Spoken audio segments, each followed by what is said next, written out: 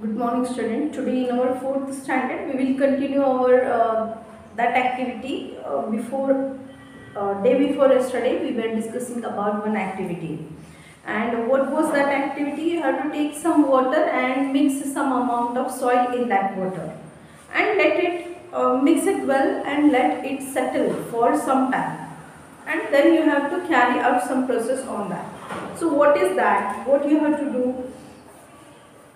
After letting it settle for 2 to 3 hours, you will see that particles of soil are heavier than water, but because they are very small, they take a long time to settle to the bottom of the water. Leaves, twigs, etc. are lighter than water. जब soil हम water में mix करते हैं तो वो soil जो होती है वो वाटर से लाइट वेट होती है, सॉरी हेवियर होती है। इसीलिए जब हम उस वाटर और ये मिक्स करते हैं तो वाटर मड़ी बन जाता है, और थोड़ी देर से देखो तो फिर वो सारी जो सॉइल पार्टिकल्स है वो इकट्ठा हो जाते हैं ग्लास के बॉटम में, वो सारा एक लेयर बन जाता है उसका। Then the process of allowing heavier particles to settle to the bottom of still water is called settling.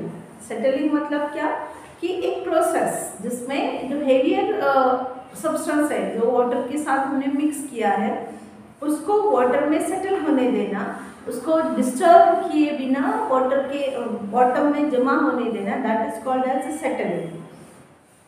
Without disturbing the sediment, pour the water above it into two smaller beakers. Even though this water appears much cleaner than before, there are still some fine particles of soil and some rubbish floating in it. फिर क्या करना है, पहले एक container में water लेना है, उसमें सॉइल मिक्स करना है, फिर वही वाटर कंटेनर को बिना डिस्टर्ब किए, उसको बिना हिलाए थोड़ी देर के लिए, कुछ घंटों के लिए, 2-3 घंटों के लिए उसको वैसे ही रखना है। फिर उसके बाद उसको क्या करना है, निकाल के जब 2-4 घंटे तुम उसको वैसे ही रखोगे तो क्या हो जाएगा, सॉइल पार्टिकल सारे नीचे जमा हो जाएंगे, ग्लास के बॉटम में वो सारे सॉइल पार्टिकल्स जमा हो जाते हैं। और फिर ऊपर में ट्विग्स है, ड्राई लीव्स है, वो भी वाटर के ऊपर वाला लेयर जो है वहाँ पर वो फ्लोट होते रहते हैं। तो बिना उसको डिस्टर्ब किए, मतलब नीचे का जो लेयर है और ग्लास के बॉटम में जो सॉइल का लेयर है उसको डिस्टर्ब किए बिना ऊपर का जो वाटर है वो तुम्हें दूसरे बीकर में लेना है। तो दूसरे बीकर में जब तुम लोगे तो तुम्हें क्या दिखाई देगा कि वाटर में कुछ फ्लोटिंग इम्प्योरिटीज है, जैसे ड्राई लीव्स है या फिर थोड़ी और भी ट्विग्स है, स्मॉल ट्विग्स है या फिर ड्राई ग्रास वगैरह, ये तुम्हें उसमें दिखाई दे सकता है। Now carry out the following experiment using these two beakers. Label them 1 and 2. तो एक ही बीकर का पानी तुम्हें 2 अलग अलग बीकर्स में लेना है और 2 अलग एक्टिविटीज उनके साथ करनी है। देखो क्या करना है।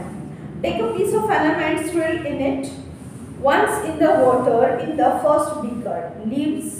Leave this beaker undisturbed for 2 to 3 hours. What do you see?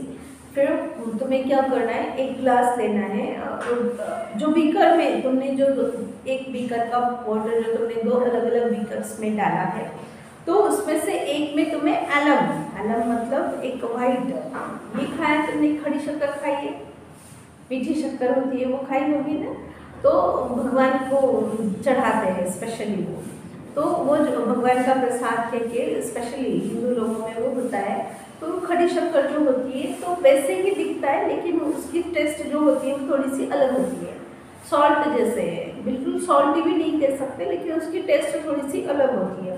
उसके भी लम्प मिलते हैं, ऐसे बड़े बड़े लम्प्स मिलते हैं, तो उसको मार्केट से लाना है और वाटर में उसको स्विल करना है, ऐसे घुमाना है, तो उससे क्या हो जाएगा कि जो सॉइल पार्टिकल्स है वो नीचे तक चले जाते हैं। वो एक बार ऐसे घुमाओ अलम को और उसको छोड़ दो, वैसे ही उसको डिस्टर्ब नहीं करना है, इस वाटर को डिस्टर्ब नहीं करना मतलब उसको हिलाना नहीं, बार बार उसको फिल्टर नहीं करना या और कुछ नहीं करना, बस थोड़ी देर उसको वैसे ही रखो।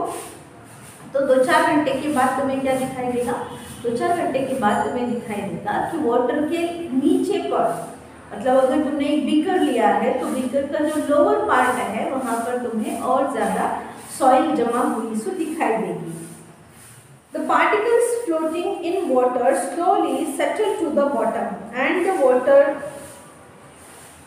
in the upper part becomes transparent. The twigs and straw will still keep floating on the water.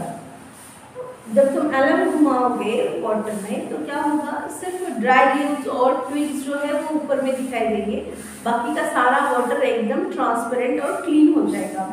What does this tell us? Swirling alum in water helps the soil particles in muddy water to settle down.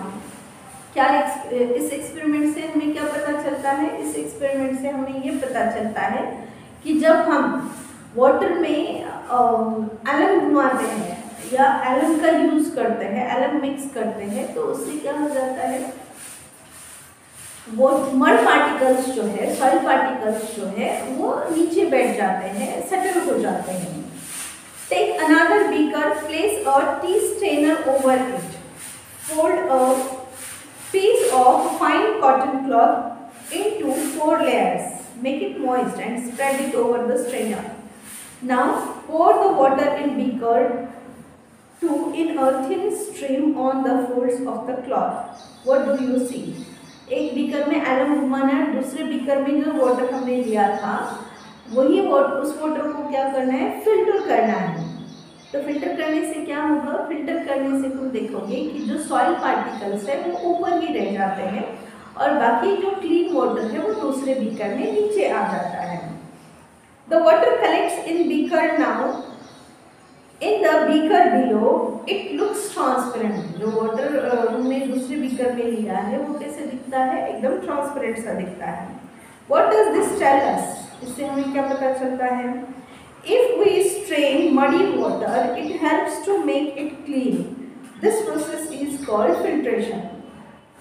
जब हम muddy water को filter करते हैं तो क्या हो जाता है कि जो सॉइल पार्टिकल्स है वो ऊपर रह जाते हैं और ट्रांसपेरेंट वाटर हमें नीचे मिल जाता है, सेपरेट ऊपर मिल जाता है। इस मेथड को क्या कहा जाता है, फिल्ट्रेशन मेथड। एक हो गया सेटलिंग मेथड, दूसरा है और दूसरी मेथड है फिल्ट्रेशन मेथड। सेटलिंग, फिल्ट्रेशन, ये दो मेथड है जिससे हम वाटर को क्लीन कर सकते हैं। After doing this experiment, throw the water into the soil and wash your hands with soap and clean water. फिर एक सिर्फ एक्सपेरिमेंट के लिए था कि कैसे वाटर को हम क्लीन कर सकते हैं। बाद में इस वाटर को तुम्हें फेंक देना है और hand wash, clean hand wash करना है। After a new term is given here, potable water or water safe for drinking. Water that does not endanger our health in any way when we drink it is called safe drinking water or potable water. Potable water मतलब क्या होता है, ऐसा water जो पीने के बाद हमारी हेल्थ पर उसका कोई इल इफेक्ट नहीं होता, उससे हमारा स्टमक पेन नहीं होता, हमें लूज मोशंस नहीं होते, वोमिटिंग नहीं होती, या फिर ऐसा वाटर पीने से हमारी हेल्थ अच्छी रहती है। उस वाटर को कहा जाता है पोटेबल वाटर या फिर safe drinking water. We have seen some methods of making muddy water clean and transparent.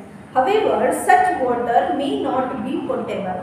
जो हमने अभी देखा, क्या किया था, हमने एक एलम घुमाई थी और दूसरा फिल्टर किया हुआ था, लेकिन इन दो मेथड से वाटर को क्लीन करना ही सफिशिएंट नहीं है, क्योंकि बहुत बार ऐसे होता है कि जो वाटर ट्रांसपेरेंट दिखता है, क्लीन दिखता है, वो वाटर भी सेफ नहीं हो सकता। उसमें कुछ इम्प्योरिटीज हो सकती है, जैसे कुछ उसमें बैक्टीरियाज हो सकते हैं या फिर उसमें कुछ केमिकल्स डिजॉल्व हुए, सो केमिकल्स भी उसमें हो सकते हैं।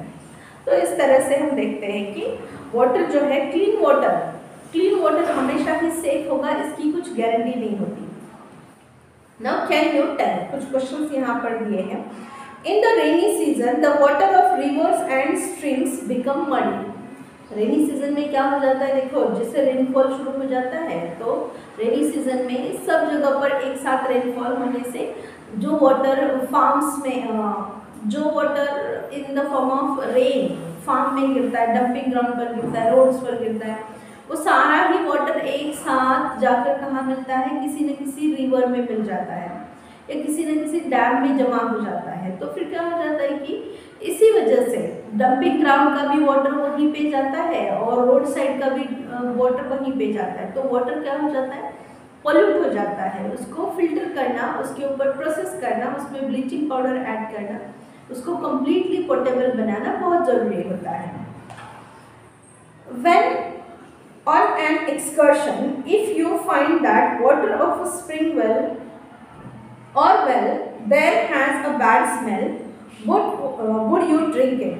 सपोज तुम कहीं पिकनिक पर गए हो और पिकनिक पर जाने के बाद तुम्हें वहाँ दिखाई दिया कि जो वेल वाटर है वहाँ का, वो जो वेल वाटर है उसको बहुत अजीब सी स्मेल है, तो ऐसा वाटर तुम्हें पीना पसंद होगा क्या? ऑब्वियसली ऐसा वाटर हम कभी नहीं पिएंगे, क्योंकि जिस वाटर को स्मेल होती है उसकी टेस्ट भी अलग होती है, उसकी टेस्ट भी खराब होती है और ऐसा वाटर हमारे लिए सेफ नहीं होता। तो जो वाटर जिसमें जो प्योर वाटर होता है, प्योर वाटर में कोई स्मेल नहीं होती, प्योर वाटर एकदम उसमें कोई फ्लोटिंग इम्प्योरिटीज़ नहीं होती है, या प्योर वाटर में कोई भी सेटल्ड इम्प्योरिटीज़ भी नहीं होती। Understand? So tomorrow we will discuss more about the remaining part. Okay, water safe for drinking and potable water. How we can make the water safe for drinking? That we will see in our tomorrow's video. Okay, so let's meet tomorrow.